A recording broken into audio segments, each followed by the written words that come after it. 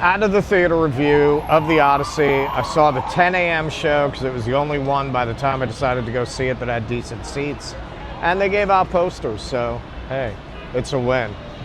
Fun fact about that theater, that was an old Broadway theater that they literally moved down the block. So if you go in the lobby, they have some of the original architectural features there. All right, what did I think? I was absolutely mesmerized. You know when you see a movie and you notice when it ends that you were taken out of your body and weren't aware of yourself for the entire course of the movie, and you realize you haven't moved a muscle for, in the case of this movie, 3 hours? That was how I felt. And I can't tell you the last movie that completely entranced me in that way, where I was completely just out of myself and transported into the movie entirely. So that's about as high a praise as you can give right off the bat. The rest is details. A lot of the discourse around this from some people who frankly should probably stick to Marvel slop, who are really not up to analyzing or meaningfully reviewing a work of cinema, which is what this is, should probably just stick to what they know, superhero slop, and not be trying to review the Odyssey because they read it once in high school and think it belongs to them or something, and men or whatever the bullshit they're on about. Odysseus, like a lot of the heroes of the Western canon, are complicated. They're complicated figures. Look at the Arthurian legend. Arthur sleeps with his half-sister and produces a son. Merlin is seduced by Nineveh. And of course, Lancelot and Guinevere have an affair. And yet, Lancelot is one of the great heroes in the Western tradition. You could actually argue that this idea of heroes being deeply flawed in the pagan stories parallels what you wind up seeing in the Judeo-Christian tradition of original sin. The idea that all humans are flawed, that there's no such thing as a perfect hero. Now, yeah, when you get into modern slop, you have figures like Superman, I guess, who are not very complicated. And that's really not actually the tradition in the Western canon. If you're saying that you are absolutely in love with Western civilization and identify with it and see a lot of your personality as being formed by it, then you should be very proud that we have a tradition of complicated heroes whose stories often have moral lessons at whose heart is the hero learning a lesson as a result of their own wrongheadedness, or as the Greeks might say, hubris. Odysseus is a character who gets his entire crew killed through his hubris, through his choices. All of his men die. Nolan really runs with that, leans into it, makes it a rumination on war and the way that war destroys the bonds of humanity and the bonds of civilization. His Odysseus is very psychologically complex, racked with guilt at all the people who have died as a result of his orders, and racked by guilt actually about the Trojan horse plan, which is his. He sees it as having broken the bonds of civilization in hindsight, because under the law of Zeus, as is repeated quite a lot throughout the movie, you're to treat guests with hospitality and not to do to others what you would not want done unto you. So by giving a gift and making it an instrument of destruction, he sees it as having precipitated the end of Greek civilization.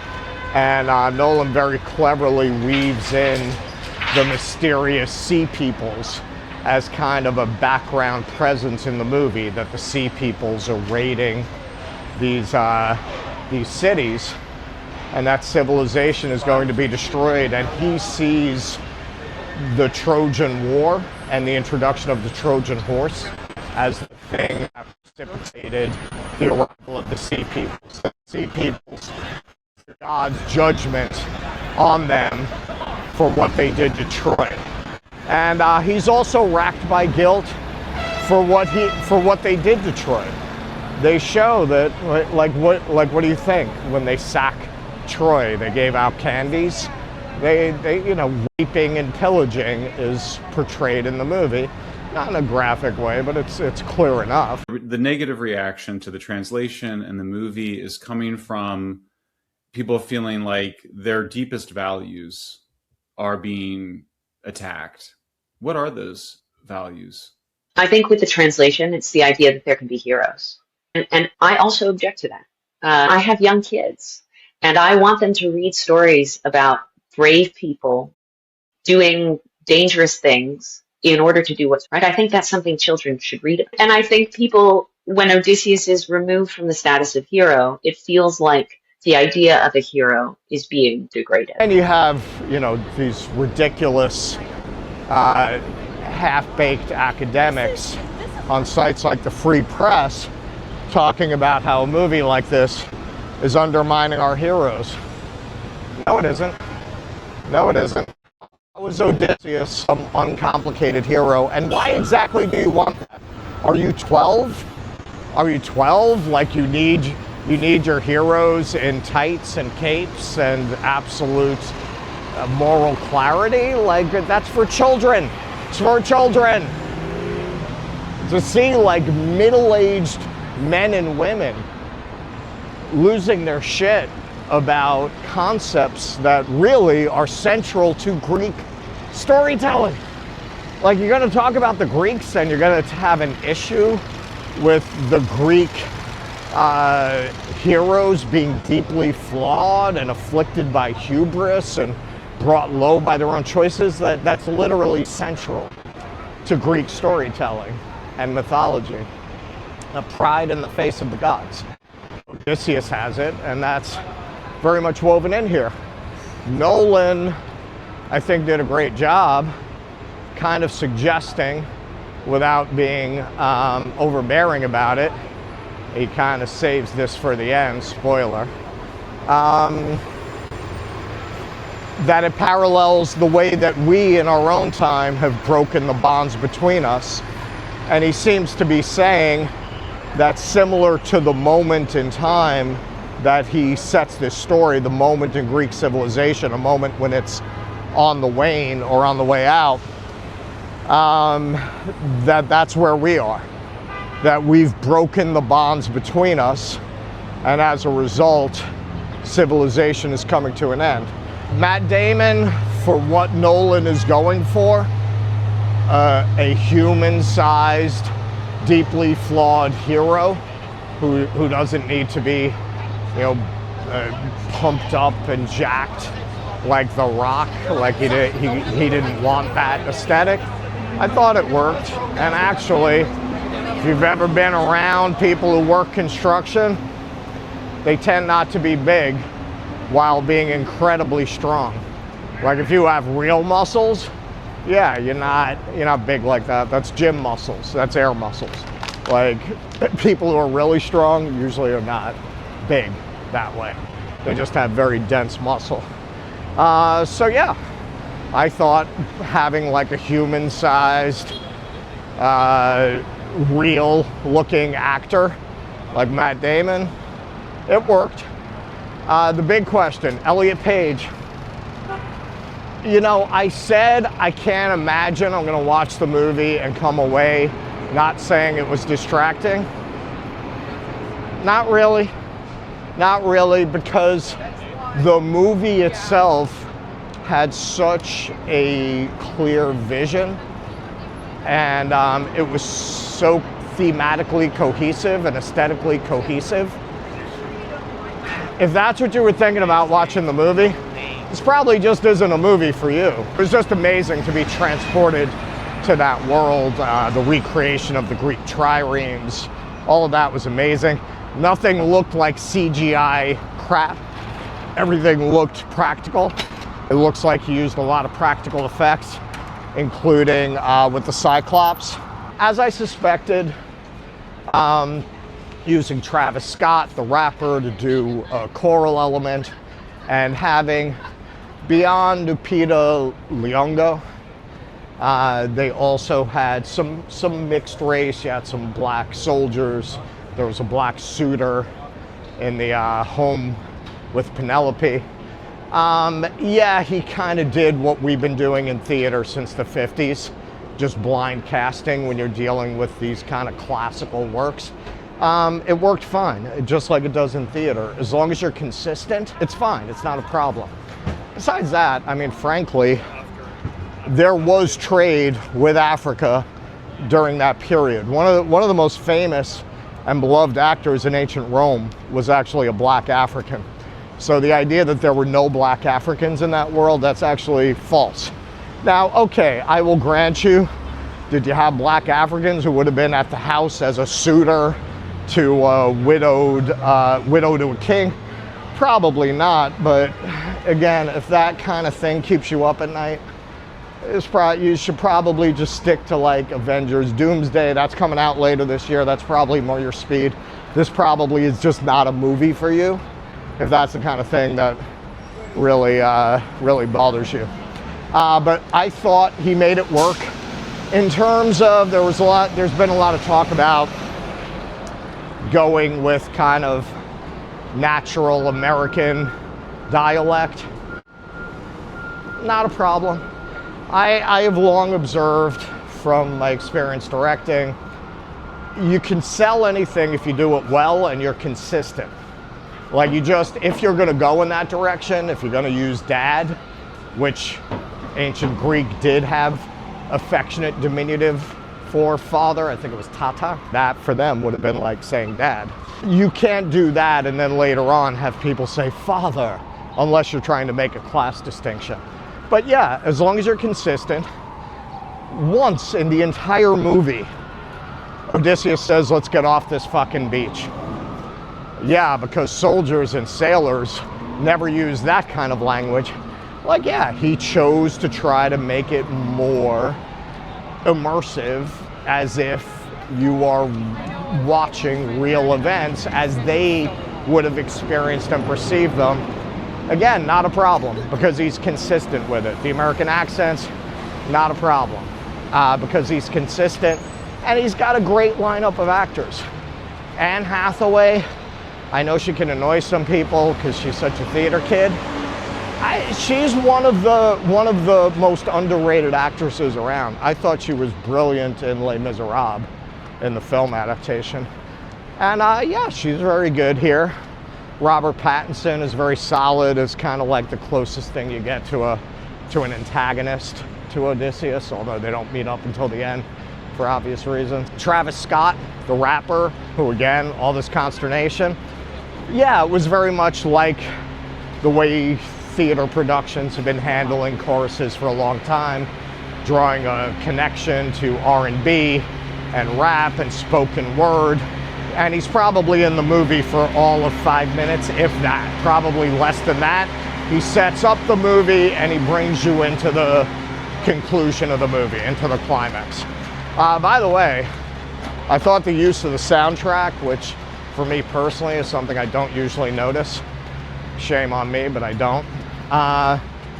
Excellent, excellent. What they did with the Sack of Troy, with the soundtrack, with the drum beats where they're trying to get the gate open, very, very effective, very effective. Lupita Nyong'o, I thought she was very good. Again, she's another one that's hardly in the movie. You can infer from from the scene she has, that she's a woman who deeply resents having been treated as a pawn in this greater war that she doesn't have anything to do with. It's also indicated that in the end she was an excuse. Agamemnon wanted this war in order to take control of the trade routes that Troy controlled. Her face is scarred at the end, and it's implied that that was done to her by Menelaus, Agamemnon's brother, played by John, how do you say his name, Berthal? He was very good. He's always good. He's always pretty solid. I thought he did a good job. There was actually nobody in the movie that I thought did poorly. With Elliot Page, the big question was the physicality, but as I suspected, Nolan is too good a director to wreck his movie miscasting Elliot Page, and he didn't. Basically, he explained it that when Agamemnon was going to Troy, they drew lots of who would go, and a lot of young boys went. So Elliot Page is supposed to have been one of those young boys, who's now older, but was like 12 when they started the campaign, and wasn't really chosen for already being a great warrior. It was just a kid that they sent out on this campaign. So yeah, that was fun. That was fun. And in the end, Elliot Page in his previous life was a great actress. So yeah, it still has the chops to pull off what Nolan needed her to do. It's a movie with a lot on its mind. As Greek mythology tended to have a lot on its mind about morals and how you live in society as a moral being and what the consequences can be for immorality or pride in the face of the gods or violating the will of the gods, as it was often framed. And very subtly, without being hectoring or lecturing or moralizing, definitely subtly parallels to our own times, that we are bringing the wrath of the gods down on ourselves and probably bringing down civilization with us by breaking the rules that hold society together. Can cinema command the box office that this would need to command in order to be a profitable venture for the studio? Remains to be seen. That is my proviso. It's hard for me to imagine that becoming a hit. It has a little too much on its mind. It assumes that the audience is going to go on that kind of a ride of spending an hour or so getting immersed in the world of the Odyssey and the Greek city-states that are part of its backdrop that you kind of have to explain for it to make any sense. Setting up all these characters, setting up the circumstances. Now, I found that completely engrossing. I loved it. It's one of the reasons I was completely entranced for the whole time. It didn't bother me that you don't start to see these really fantastical elements like the Cyclops until further in the movie. Is that going to bother an audience that has had their standards systematically lowered by studio slop? Maybe. I mean, honestly, probably. It's very hard for me to imagine that modern audiences have the patience or depth for a movie that requires some of both. We will see. I mean, I hope it does well, because when a movie like this doesn't do well, it gets the Robert Downey as Dr. Doom again, and again, and again, and again. And I think we've all had enough of that. But yeah, an incredible accomplishment. I feel like there was one other point. Oh, right. The kind of horror elements that are inherent in a lot of these myths, as in, you know, dark fairy tales, Hansel and Gretel, all that. So the men being turned into pigs by Circe, that scene was particularly horrific and terrifying. The Cyclops scene was really terrifying. The Scylla and Charybdis. All of that Nolan handled very, very well, to the point it almost becomes a horror movie for a bit, but not in a way that's tonally jarring, because the movie is dark to begin with. Oh, and that's another thing. A lot of people are saying, oh, it's so dark, like visually. No, I didn't feel more so than the scenes demanded. I didn't feel like the movie was underlit. So yeah, I thought it was great. I hope it does very well. I don't have high hopes for it. I suspect that the performance at the box office is not going to be great, to tell you the truth. But if you want to see a great, intelligent, soulful, meaningful telling of the Odyssey, this is the movie for you. Definitely check it out and try to see it in IMAX. In spite of some people are saying it's not epic, it's pretty freaking epic. I would try to see it in IMAX if you can. All right, that's my story. I'm sticking to it. Enjoy your weekend, folks.